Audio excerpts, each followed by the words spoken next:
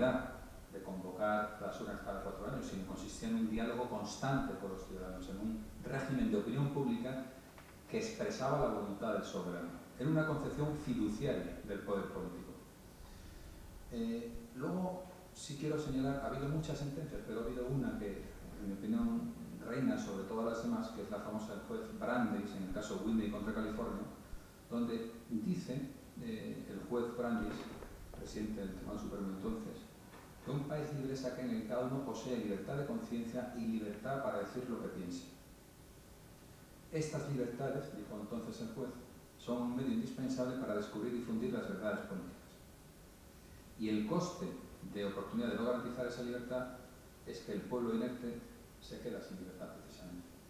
Esa fue la primera concepción jurisprudencial que después saltó a Europa, al Tribunal Constitucional Federal Alemán, al Tribunal Constitucional Español, y ha otorgado históricamente, y así está en nuestro ordenamiento y en todas las libertades, lo que se llama una posición preferente para las libertades informativas.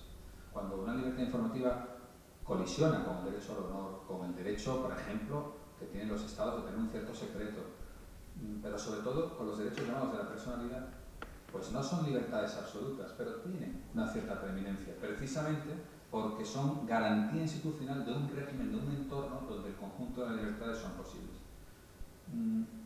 Yo creo que es importante que ese famoso cuarto poder, Andersen lo llamó de una emigración, él decía que la prensa era la artillería de la libertad. Y hoy podemos decir, si me lo permitís, y yo lo siento así, que como en Cuba no hay prensa, la poca comunicación que existe es la artillería de la libertad. Ahí están nuestras divisiones. Este es el poder que tenemos allí.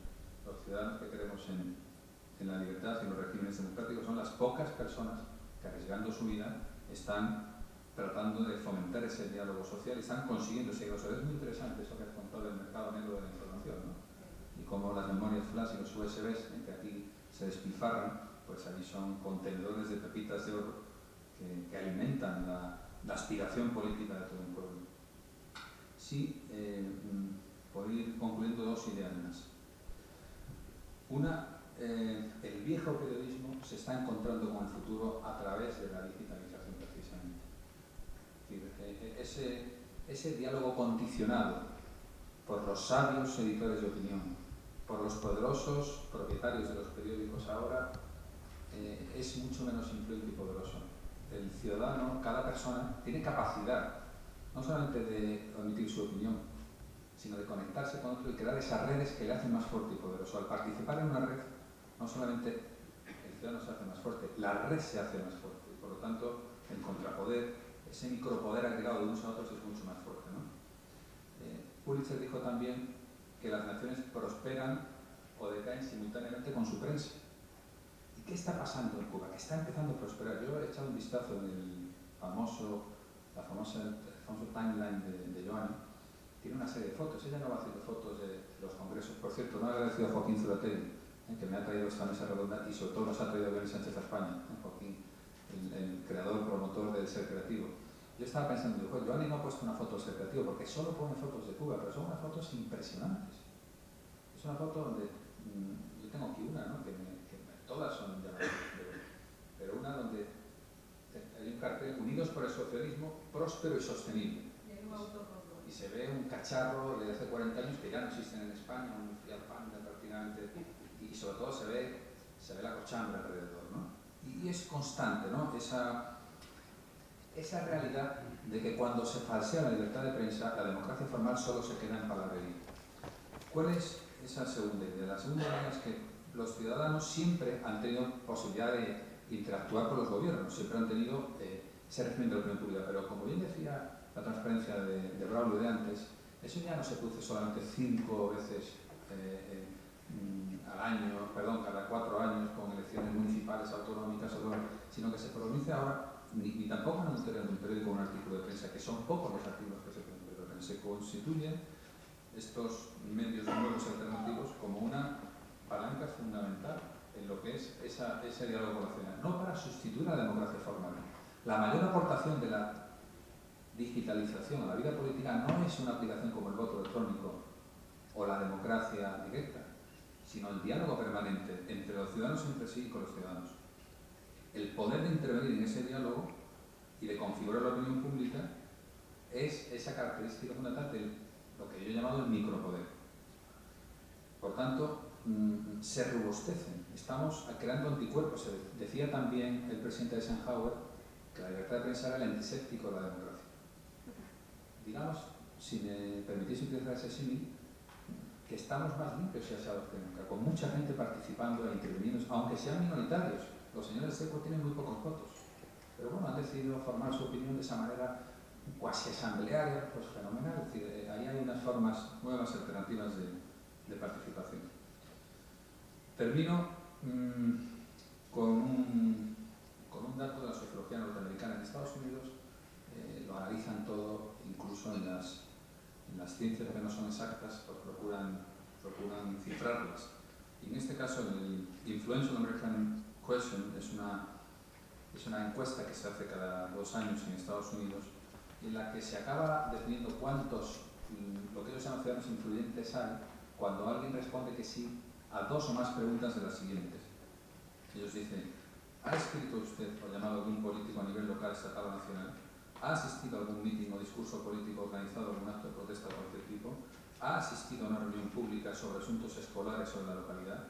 ¿Ha presentado o apoyado alguna candidatura política? ¿Ha actuado en el comité de una organización local? ¿Ha ostentado un cargo directivo en algún club o organización local? ¿Ha escrito una carta al director de algún periódico, llamado a una radio o televisión para hacer saber su opinión? ¿Ha firmado una petición? ¿Ha trabajado para un partido político? ¿Ha pronunciado un discurso? ¿Escrito un artículo para una revista o periódico? Por último, ¿ha formado parte activamente de un grupo que trata de influir en política o en gobierno?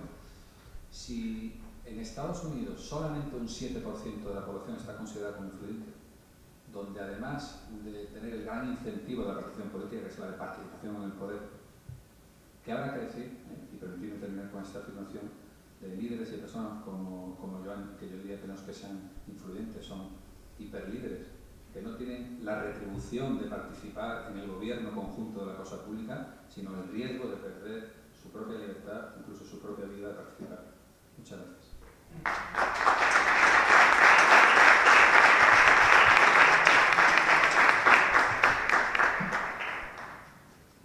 Muy bien. Bueno, tenemos un ratito para debate, ¿no? Yo creo que os invito a todos a participar en el debate, que no solo somos nosotros, porque estoy viendo que las personas que habéis venido, gente que quizás sepa incluso más que nosotros, ¿no? Por lo cual, que quiera hacer una pregunta, que la haga directamente o que haga... Bueno, a mí me ha encantado estar aquí. Me gustaría hacer una pregunta que un poquito va para todos. Aunque sé que no está, esto no está explícito, pero quiero saber lo que hay detrás.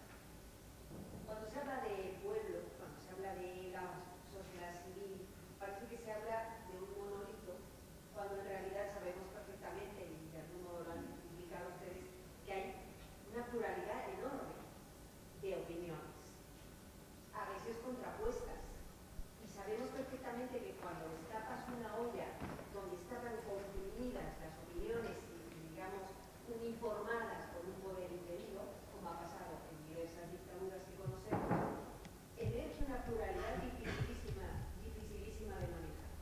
Es decir, no es tan ideal como decir, ¿qué quiere el pueblo? ¿El pueblo quiere A o quiere B? Pues no, el pueblo no se pone de acuerdo. Y hay muchos pueblos, y hay mucha gente con diferentes enfoques, ideologías, ritmos, prisa por los cambios. Entonces, ¿cómo piensan que de algún modo la gestión sin aplastarla de esta pluralidad, porque pueblos son muchos pueblos, la gente es mucha gente y casi hay un opinión por persona? Entonces, ¿cómo se gestionaría esta pluralidad? Yo voy a empezar a responder así, rompo el hielo, como decimos ahí. Mientras tú decías eso, yo recordaba una frase de Dilma Rousseff, que voy a tratar de parafrasear porque no la recuerdo exactamente como dice ella, ¿no? Pero que apuntaba a que era preferible el coro desafinado y plural de las democracias al silencio fúnebre de las dictaduras, ¿no? O sea, está claro que cuando destapas de pronto un debate en una sociedad que ha callado durante demasiado tiempo sobre ciertos temas, pues eso se va a convertir en un gallinero, ¿no? Sin embargo, esa sería la primera impresión de que donde hay ahora 4 cubanos habrá 5 opiniones. Sin embargo, cuando uno se acerca a esas opiniones, se da cuenta que también hay una especie de código binario de sí o no, quiero o no quiero, que se puede encontrar. Porque las grandes decisiones nacionales, ponía yo como ejemplo, dualidad monetaria, nosotros vivimos hace más de 15 años, no, 20 años, perdón, en una esquizofrenia económica que tenemos los salarios en una moneda, pero necesitamos otra moneda para sobrevivir. Te van a encontrar casi 11 millones de opiniones diferentes de cómo eliminarla o cómo ayudar a que la dualidad monetaria no cree esos grandes abismos sociales que tenemos ahora, pero en esencia están los que quieren mantenerla y los que quieren que termine ya. O sea, hay un código binario de las decisiones que creo que es lo que intenta de alguna manera sacar a flote de don't know, ¿no? El sí y el no, y después los agravantes o las cosas que hacen a la gente afirmar, ¿no? Decir sí. Entonces, sí, el gallinero vendrá, pero también en esa gritería se puede encontrar una lógica. Yo creo que corresponden a la prensa del futuro, a las instituciones y al poder que tendremos en ese momento, leer el código binario de la opinión, ¿no? Sí, yo quería aportar una opinión mía,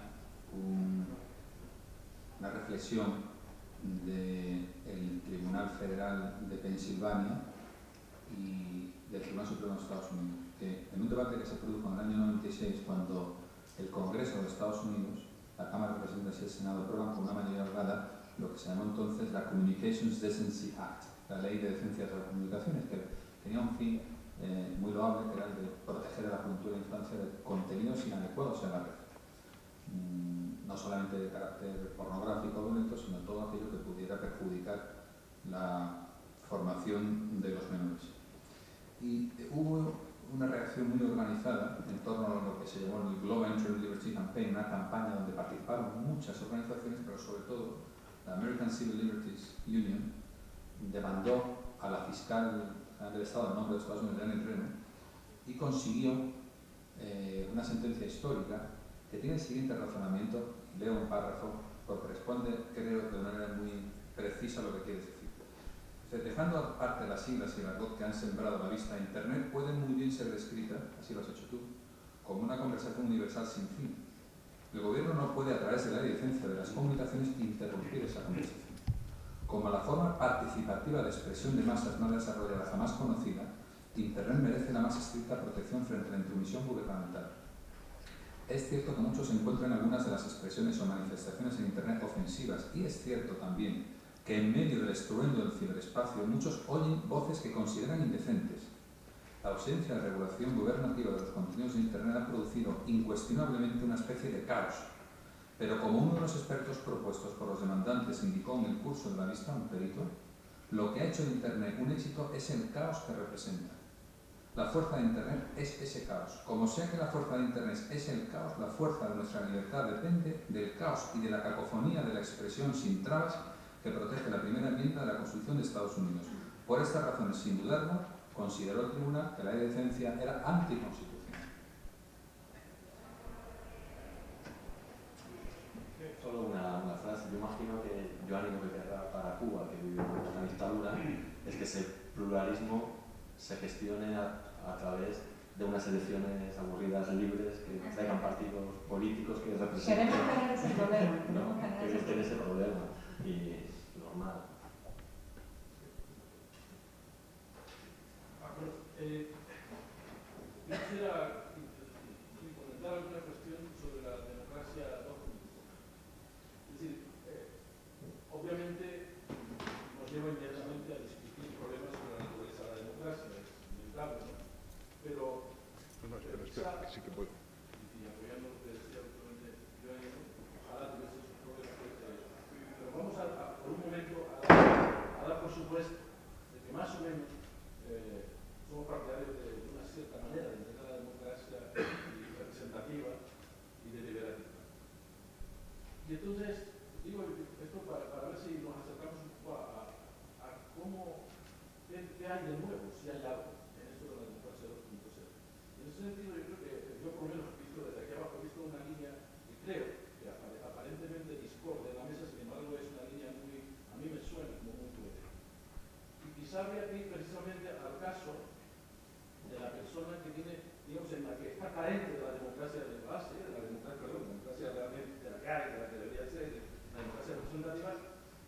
cuenta cómo ha dado pasos hacia lo que puede ser la democracia 2.0 sin haber pasado por la otra.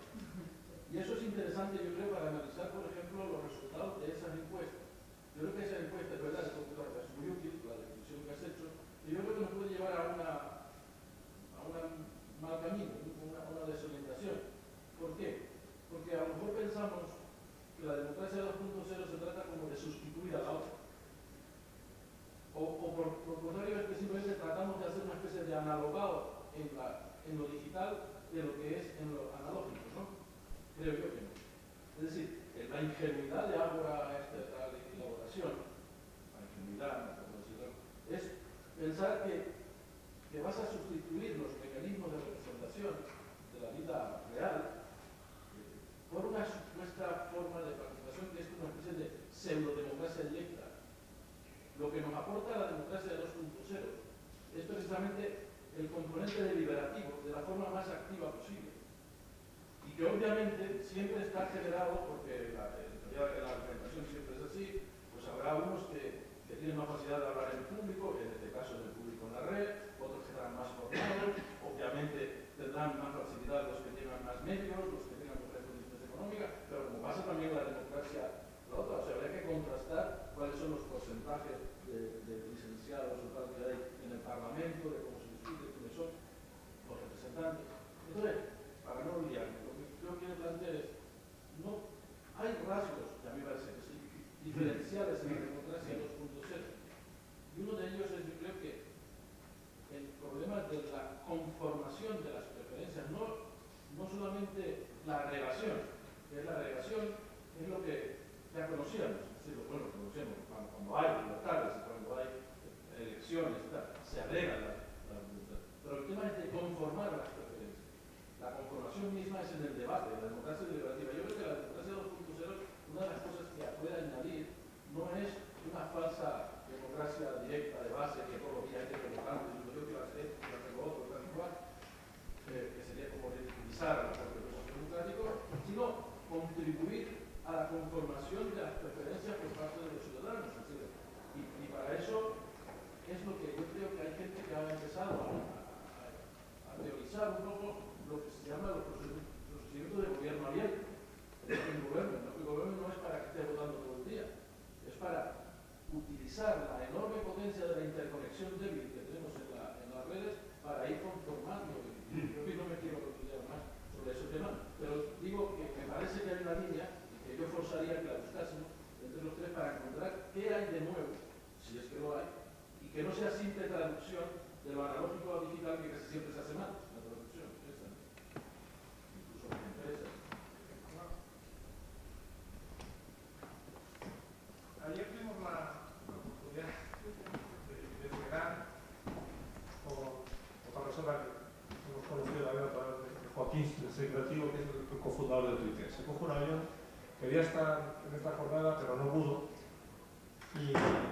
Y nos estuvimos 3 horas cenando de poner hablando un poco de este tema. Porque él ahora mismo está trabajando precisamente en las tecnologías sociales que ayuden a la democracia 2.0, ¿no? Y este señor que es una melena imponente, casi como la tuya, que se define como un anarquista institucional, cuando intentas que te lo explique no entiendes nada, y está trabajando en proyectos en varias partes del mundo muy interesantes.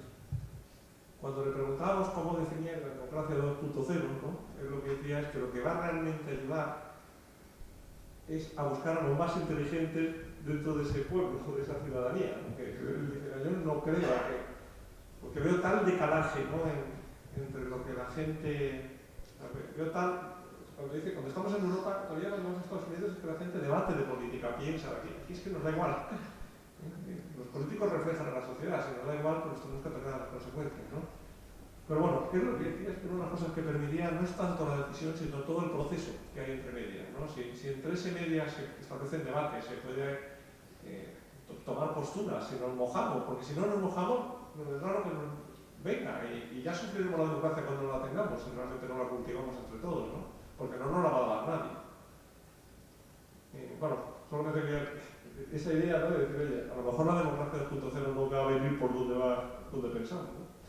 Yo quería apuntar una cosa también, y es que cuando decidir se vuelve rutina, la rutina de un clic, a veces ni siquiera se medita bien qué se va a proponer o cómo se va a votar. Yo tuve la suerte hace mucho tiempo vivir 2 años en Suiza, que siempre se habla de los referéndums suizos, que votan por todo, cómo usar el Surizac para botar la basura, cómo usarlo, todas esas cosas. Y me di cuenta en esa sociedad también que este tipo de referéndum y de votaciones se habían vuelto rutina, hasta el punto de que a veces llegaba en un sobre a casa y en lugar de votar el ciudadano suizo, votaba la mujer que había llegado 2 meses hace de México o votaba el hijo, ¿no? En total. No quiero decir que sea un fenómeno extendido, pero era común. De La hecho, frivolización del mecanismo. Giovanni vota el 30% de media en muchos referéndums suizos. O sea que... Exacto. Entonces yo, que soy una convencida de la tecnología, su potencial para hacer democracias, para influir, para llevar a voz, también tengo el temor que cuando tengamos en nuestras manos un artilugio donde digamos sí o no, o estoy a favor o en contra, se convierta en una rutina frívola, epidérmica, que prácticamente sea un jugueteo. Eso tengo el temor. Por tanto, más allá de cómo se va a implementar tecnológicamente, lo que hay es que ver cómo se va a formar al ciudadano para decir, wow, espérate, aquí estoy en una decisión que no es solamente en el mundo virtual, esto se va a concretar en política, se va a concretar en mayor limpieza en las calles de mi ciudad o mayor libertad en la prensa, ¿no? Eso yo creo, le tengo ese temor. Sí, bueno, yo creo que la pregunta ha sido larga, pero muy buena y muy oportuna.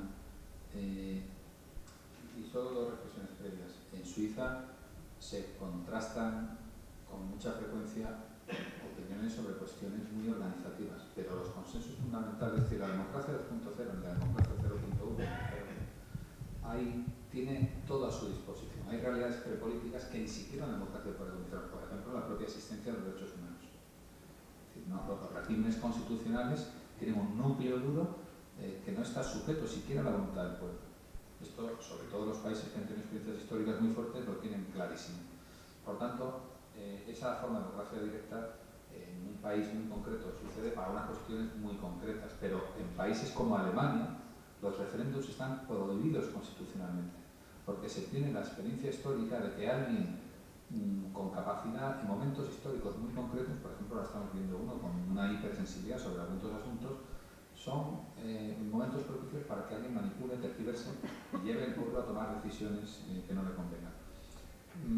2 ideas con respecto a su punto. Max Weber decía que son las relaciones originarias las que son portadoras de comunidades de carácter personal. Él decía